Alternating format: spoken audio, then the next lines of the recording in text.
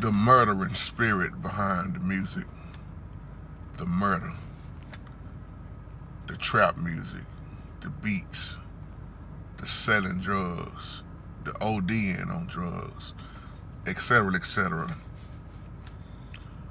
Mr. Wop, this is a video response back to you, and I want to come from a producer standpoint.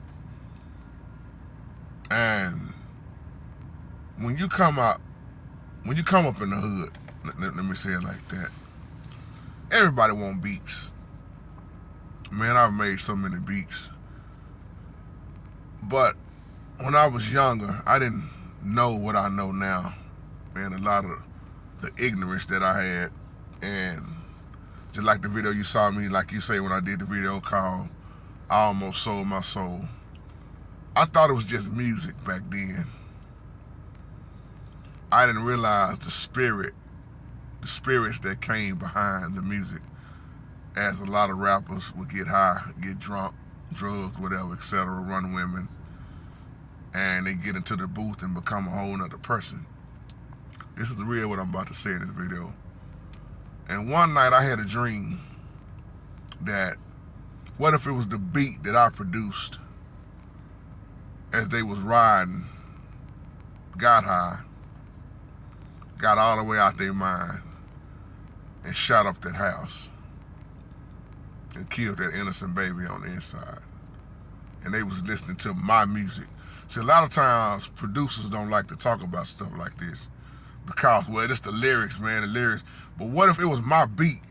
That's the dream I had. What if it was my beat that you got high to, and then you get interviewed and they say, man, it was that beat by JT. When that beat came on, man, I just saw murder in my mind. How would I react to that? How would I feel? Now, you got a lot of people that say, well, the beat don't matter.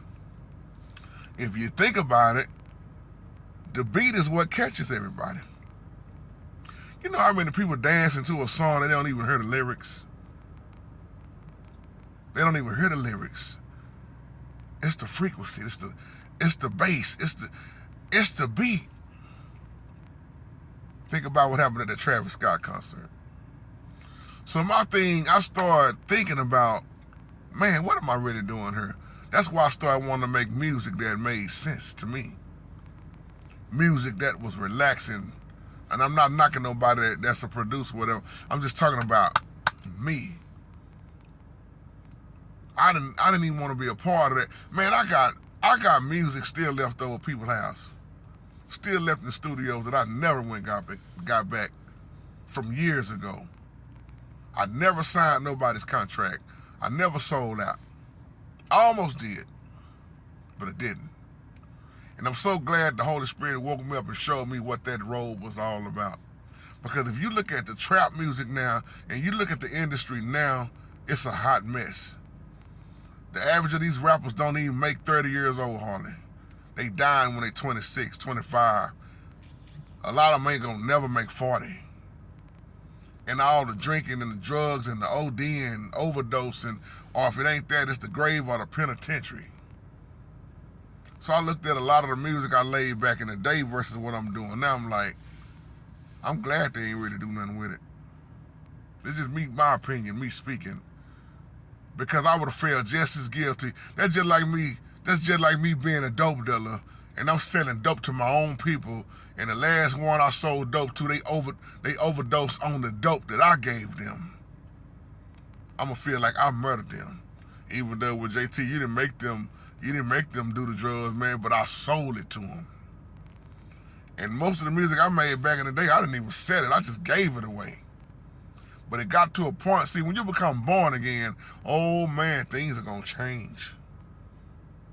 I made rap beats for so many. I made gangster beats. I mean, if you want to call it trap music back then, before it was called trap music, man, I was making all kind of beats.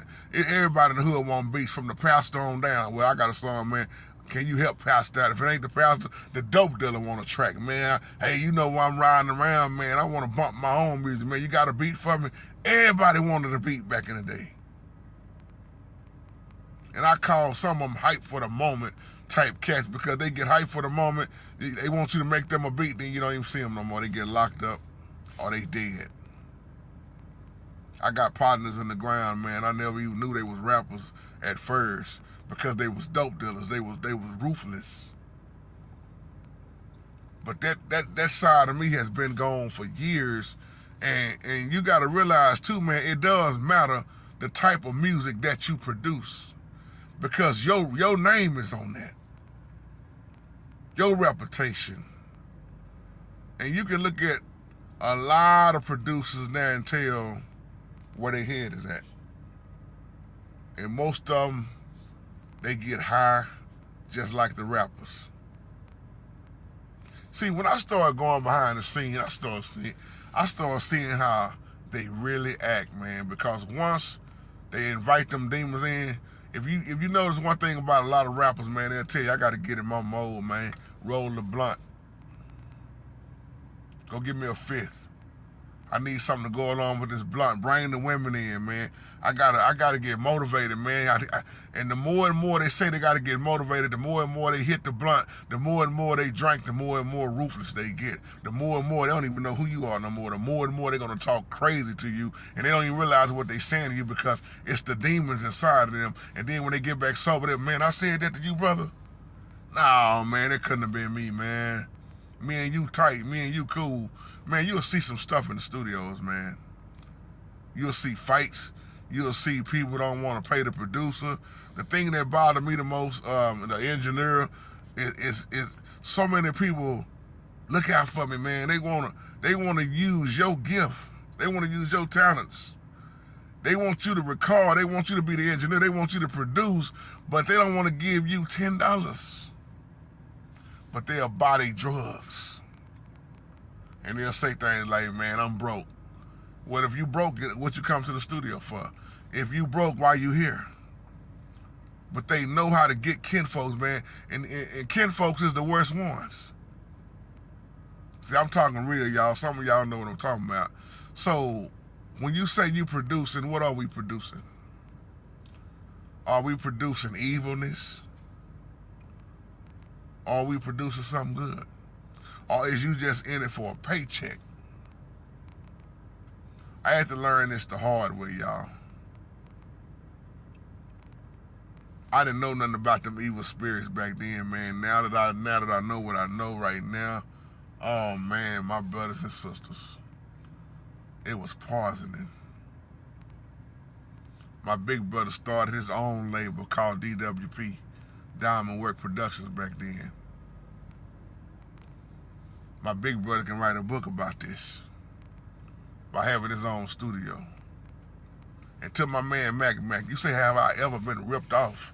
What? Man, that came with the territory. Man, I'd have been ripped off more than once. And that's why I learned better.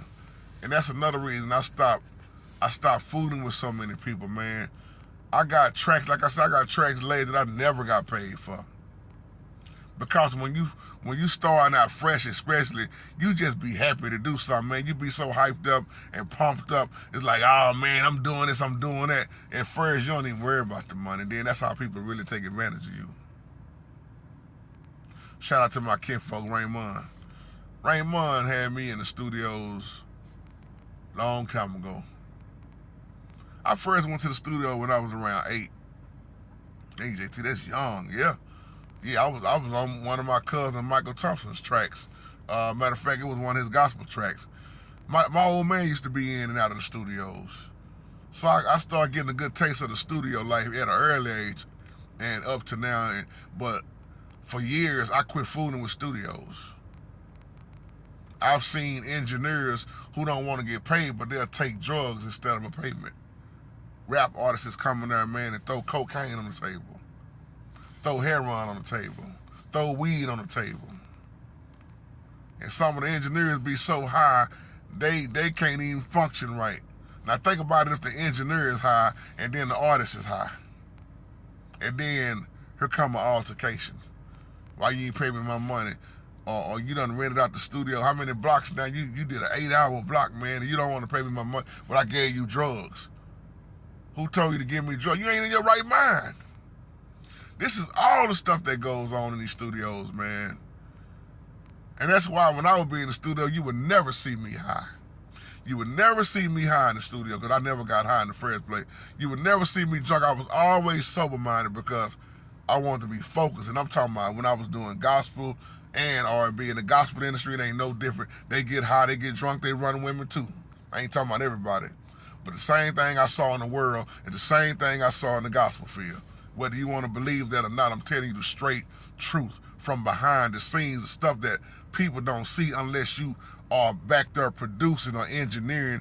You'll see some of these people that you think so holy, they hoish. They drunks, they drug users, they running women, they running men. You'll be shocked at what you see because they may throw the title Jesus on there. Oh no, it ain't no different than the world. Why you think so many gospel artists got robbed on their record labels? Some people just, oh man, I got a contract. They don't even read the contract. They don't understand what comes with it. And next thing you know, here come an argument, here come a fight, here come a falling out, here comes somebody getting sued. Producing, engineering, man, the music game is one of the most dirtiest, ruthless businesses there is out there because it's an industry. It's a dog-eat-dog world, and there's so many people want to rob you. They see you coming a mile away. Oh, he green as a blade. Oh, yeah. They see you coming out the hood. Oh, yeah, I got him. I got her. I know I said it quite a bit in here, but just think about what I'm saying. I want to tie all this in one. But I love you, and y'all have a blessed day. Shalom.